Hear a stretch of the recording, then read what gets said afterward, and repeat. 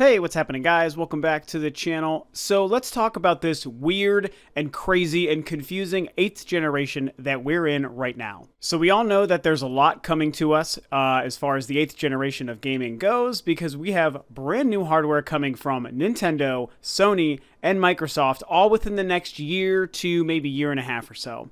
What I'm talking about, of course, is the NX from Nintendo, the PlayStation 4 Neo from Sony, and the Project Scorpio from Microsoft, which I think is still Project Scorpio. I don't know if it's Xbox Scorpio or Microsoft Scorpio.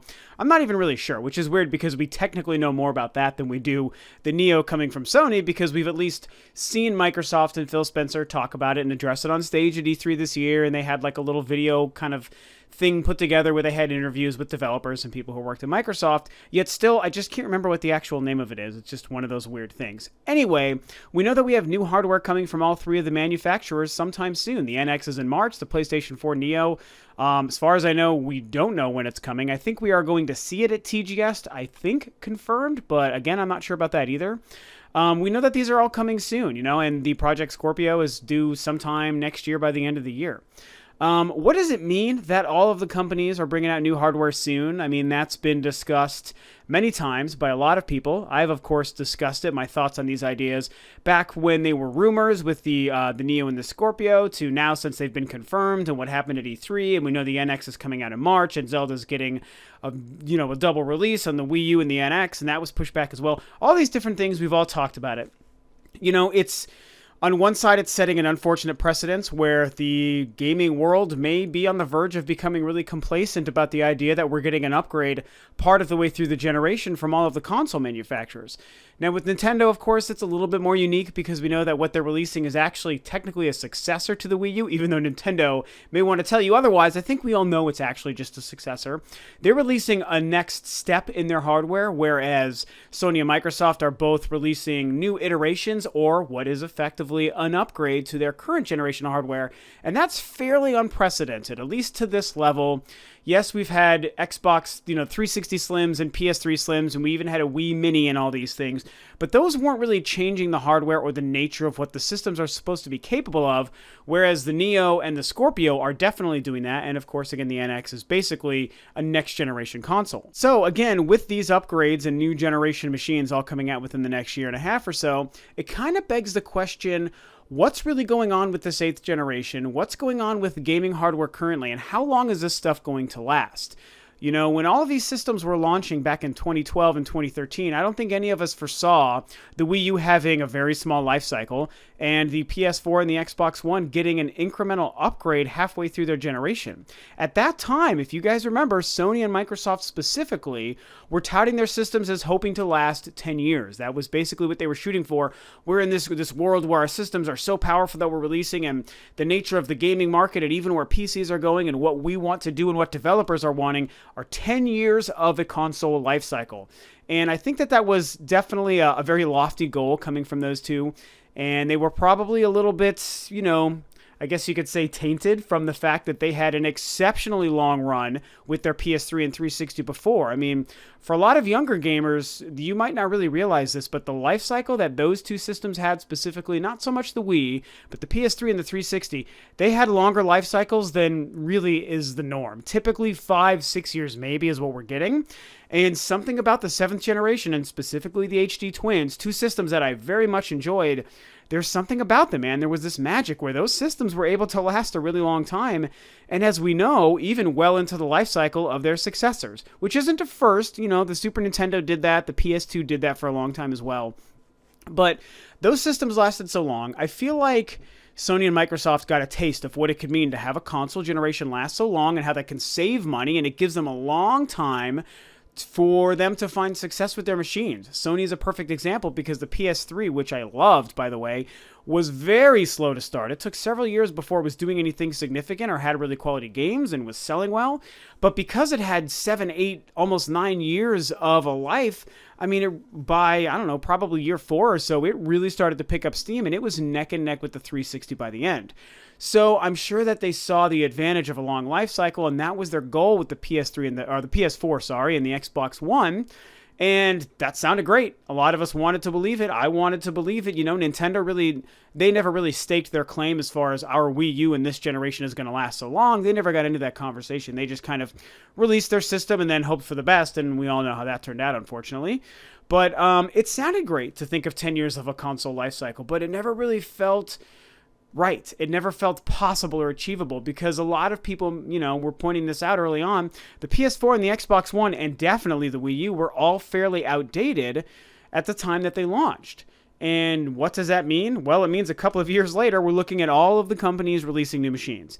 Now, Nintendo, we all know, is releasing a new machine for a different reason. Not only was their system so vastly underpowered compared to what the current market and developers are actually wanting out of hardware, but it also didn't sell well. Unfortunately, as much as I love the goddamn thing, and you hear me say that every time I bring it up on every single video, how much I love the Wii U, it didn't sell well. People didn't really pick up on it. Nintendo effed up the marketing early on. They didn't get third parties on board like they really hoped and like they promised. And although I love the gamepad, there's a lot of ideas behind there that it didn't fully get utilized, and it was definitely a barrier of entry for a lot of gamers who didn't really understand it or think that they would want it. So the Wii U was unfortunately a failure. Nintendo has to move on, so they need to make a big leap in their hardware and their technology, and that's hopefully what we're doing. That's what we think they're doing. We're waiting to see whenever they show us this goddamn box, the NX, whatever it is. Hopefully in the next couple of months, we'll find out what they're doing, and that's definitely what they're planning on doing, is taking that next step and hopefully creating a machine that people are going to be into for a significant amount of time. Sony and Microsoft, I mean, you have to wonder if they were just caught off guard with the fact that their systems really couldn't keep up, and the PC market is growing faster and faster, and technology is advancing faster and faster, as technology tends to do. That's the whole, whatever the famous quote is, technology begets more technology, or whatever that is. It's because technology is always getting better, it's also inherently making technology advance faster. And I guess Sony and Microsoft just weren't prepared, which seems weird. Maybe they did know this was going to happen, and this was the plan all along.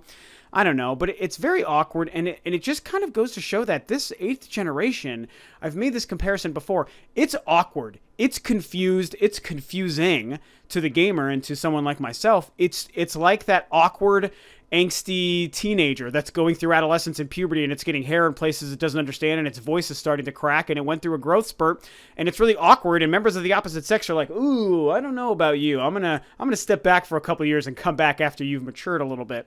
And I feel like that's what this 8th generation is.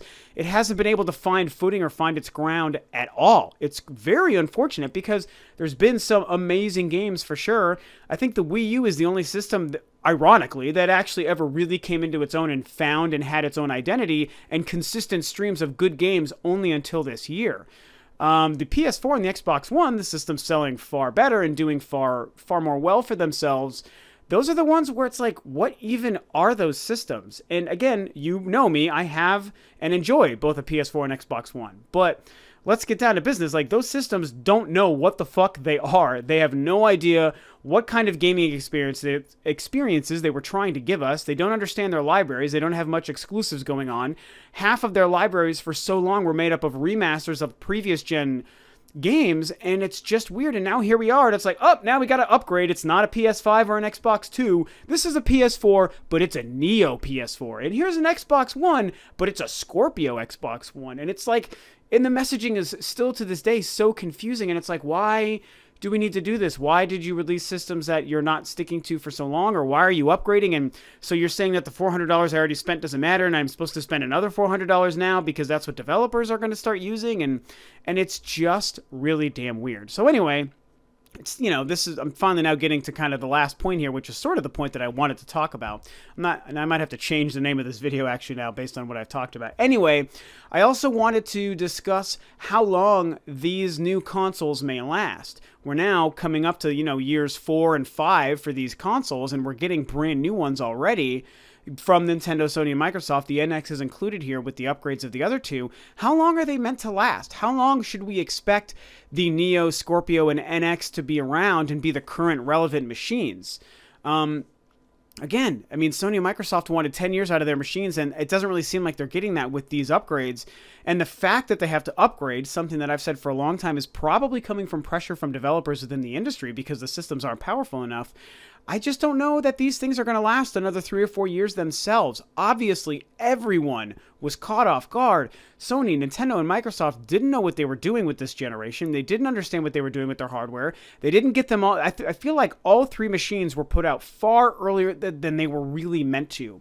And, you know, there's a lot of issues that comes from that. Only one of those issues is the power conversation we're having now. There's so many other problems, glitches, bugs, incomplete systems, games that weren't ready, too many remasters because they didn't have a full library, you know, developers being confused on what the hell was going on. There's a lot of issues there. So, you know, the simple fact that they weren't prepared has gotten us to this point. All three manufacturers releasing new machines. I feel like we're going to get to the same problem in another couple of years. I think this whole 8th generation, not that it's been bad. I can't, even though, yes, I made the awkward comparison, I don't want to call it bad because I've enjoyed some games a lot this generation. There are some that I'm still very excited for. I just feel like we're going to have to look at it almost as a wash. And it's going to be this weird 6 or 7 year period where each manufacturer gave us 2 machines within a 6 and 7 year period. I mean, really think about that. 10 or 15 years down the road, we're going to look back on this generation and this time as the weirdest shit the gaming industry ever went through, I think. At least in the more modern times, not counting like the 80s and before that, you know. It's really strange. We're going to have gotten a couple of pieces of hardware from everybody in this period of time, and it's going to be very strange. It's kind of got me already feeling like, you know what? Normally I would never say this, but just because of how unprecedented this whole thing has been with this 8th generation, I'm kind of ready to just be done with it, period. Maybe we don't need a PS4 Neo and an Xbox Scorpio. Maybe we just need, you know, a really powerful Nintendo machine, and then we need a PS5 and the next Xbox. Like, all together, let's just everyone do a hard reset, which Nintendo is kind of doing, but we really don't understand how much they're doing that until we finally see the damn NX. So I think everyone needs to do a hard reset. Let's just wash our hands from this. And in the next 2 or 3 years, let's just put out brand new machines. Let's go to what is officially generation number 9 right away. Let's just do that because this is really weird. I don't think that these machines can last that much longer. Now, it should be noted, I'll end on this final point. I would like them to last a long time. In a perfect world, I would be happy if the NX, PS4 Neo, and Xbox Scorpio last another 5 years from the dates that they're released. I want from 2017 into 2022, these machines should last. I think that would be fantastic. That means the whole of the 8th generation, however weird, whatever weird bastardized version of an 8th generation we're actually having, that means it lasted a good amount of time. I mean, that would be 10 years for Nintendo between the Wii U and the NX, you know, going from 2012 to 2022, and we'd get 9 years out of the PlayStation and the Xbox brands for this 8th generation. That would be really, really great. And I think that's what everyone ideally wants, Sony, Microsoft, and Nintendo. But I'm just trying to be realistic here. That's not going to happen. Obviously, developers are needing more and more out of these machines. Everyone's confused on what they're trying to give the gamer. So many gamers seem to be confused on what they even freaking want. So it's just a big old mess. The 8th generation is a big old mess. I think that's the moral and the lesson that I'm trying to get across in this video for you guys today. And I think it's also where I'm going to end this video. So those are my thoughts on this 8th generation, how long these machines are going to last, why it's really weird that we're getting new machines from everyone. It's such a weird juncture in this 8th generation. And I don't know, there's a lot to talk about, you guys. Really random subject that I just needed to get out when I was coming home from work today. I was like, I got to talk about this. It's in my head. I got to get it out. And now I've done that. So tell me what you guys think. Share your thoughts about my theories and what's going on with the 8th generation, new hardware from all the manufacturers. How long do you think everything is going to last? When are we going to officially hit Generation 9? Tell me your guys' thoughts and what you think, hope, and expect for below. Thanks, of course, as always, for tuning in, guys. This is Rob of Rule to Review, and I'll catch you guys next time on another video.